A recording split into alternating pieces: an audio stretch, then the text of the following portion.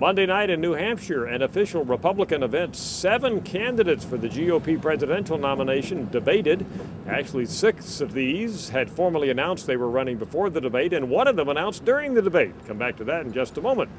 The front runner right now is Mitt Romney. Our data show that when we asked Republicans for whom they would vote when we read them a list. And actually, Romney's positive intensity score is now at 19, and that's up considerably for where he was previously.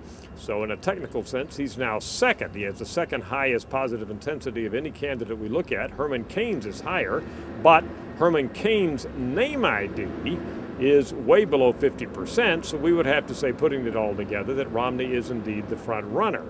Whether or not Cain's status among Republican voters changed as a result of the debate, well, we're going to have to wait and see over the next week or two whether or not that occurs.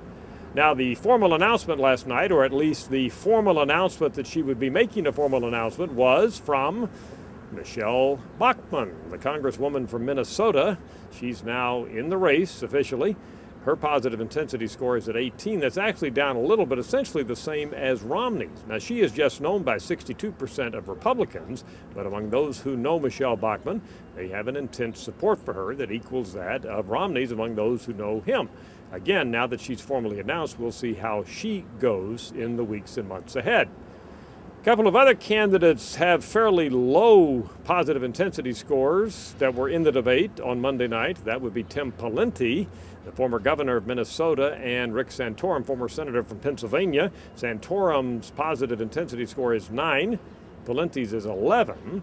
Both of them have recognitions that are hovering around the 50% mark, so they have quite a way to go if either of these are going to make a real charge at Mitt Romney and try to gain the attention of Republicans nationwide. Who else was in the debate? Well, Texas Congressman Ron Paul. He's pretty well known. 3/4 of Republicans nationwide know Paul. He's run before, of course, for the nomination, but he has a single-digit positive intensity score and doesn't look like he's going to be a candidate who creates lots of emotion, at least at this point. And finally, very interestingly, there was Newt Gingrich. He's had some setbacks recently.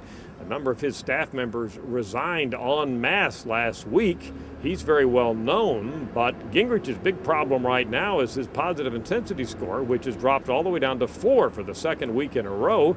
That means that Republicans who know Gingrich simply don't have, on net, a very positive impression of the former Speaker of the House.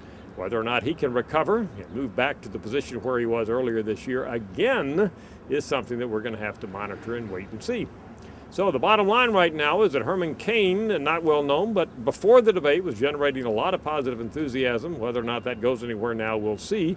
Mitt Romney, the front runner based on our trial heat measures right now, has seen his positive intensity score come up. And I would say the other key story is Michelle Bachmann, who's formally announced. And again, her positive intensity has all year been pretty strong. And again, we'll see where it goes from this point forward. That's an update for you. I'm Dr. Frank Newport, Gallup Editor-in-Chief.